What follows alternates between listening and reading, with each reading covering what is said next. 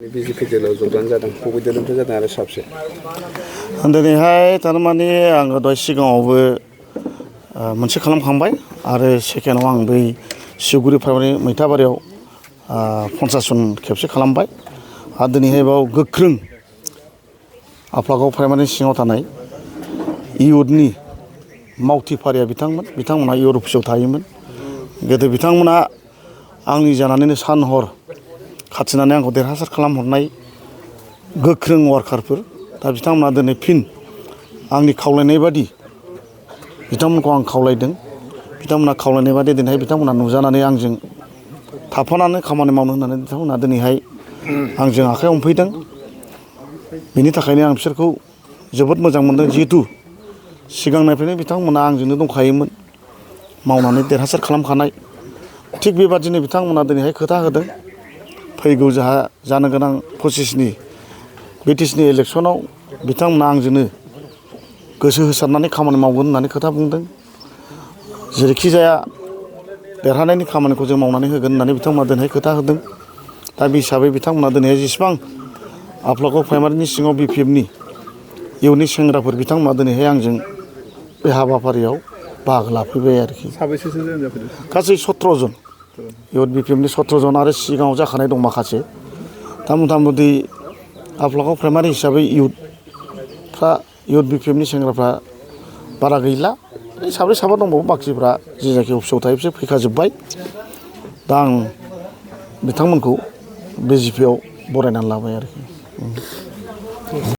जयेन जाफैबाय मानि थाखाय जयेन जाफैगोन नोंथांमोना BPF दोलोखौ नागारनानै जोंनि जयेन जाबोनायनि मेन खारना जाहैबाय दिनै जोङो बनरगाव हिसाबै जोङो BPFखौ जोङो जेबो बुंनो थाङा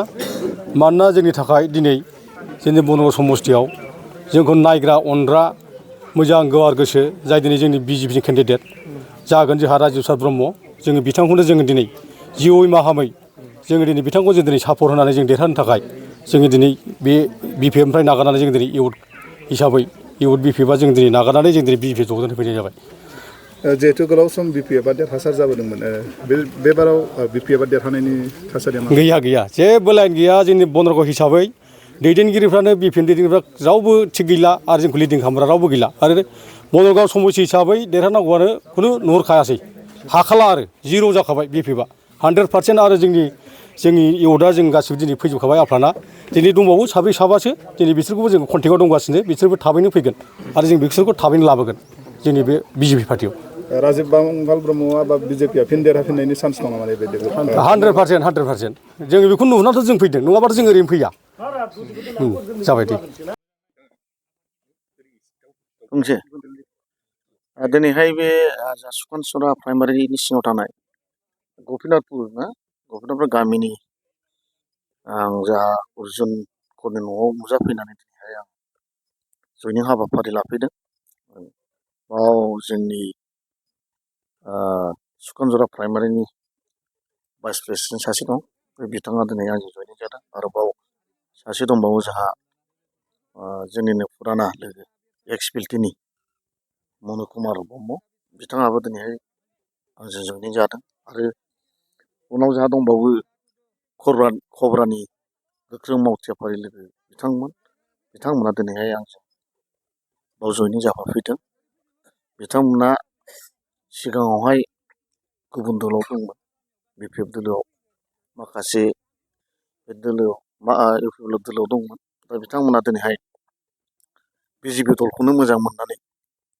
दिनै आंजों आखाइ हमफैबाय दा बिथांमोनखौ आङो बनरगाव मण्डलनि सासे MCLA जानानै साफा मेम्बार होननानै आं दिनै बजबनानै लाबाय आसा खालामदों बिथांमोना निस्सय आरो खोथा होबावदों बिथांमोना आरो गोबां फैबावनांगौ दं बेखौ सारजों उनाव रायज्लायनानै जों जयनिं हाबाफारिखौ लाबावगोन बिथांमोना दिनै फैग्रोबाय जा नुदों बिसोरनोसै फैग्रोबाय गोख्रों वार्कार बिथांमोना आदिबासिनि नैबे खब्रानि माखासे गोरा हार्डक'र लिडारफोर दं बिथांमोना दिनै नुजाफैबाय दा बेफोरखौ नायनानै बनरगाव समस्ति हिसाबै BJPआ देरहानाया खाथां आं होननो हायो आरो गोबां फैबावगोन लागासिनो दं दिनैहाय आं मोनब्रै जायगायाव लाखांबाय दिनै बेजों मोनबा जाबाय दिनै मोनबा जायगायाव आं जइनिं लादों आरो फैगौ समाव आरो आं लाबाय थागोन। गोबां आंजों जइनिं जानो थाखाय कन्टेक्टआव दं, रायज्लायगासिनो दं। बे रायज्लायनायनि गेजेरजों निस्सय बनरगावआ फुराना जानाखि आंखौ गोसो होसारनानै खामानि मावनानै देरहासार खालामहरनाय जेसेबां वार्कारफोर दं बे बिथांमोना लासै लासैनो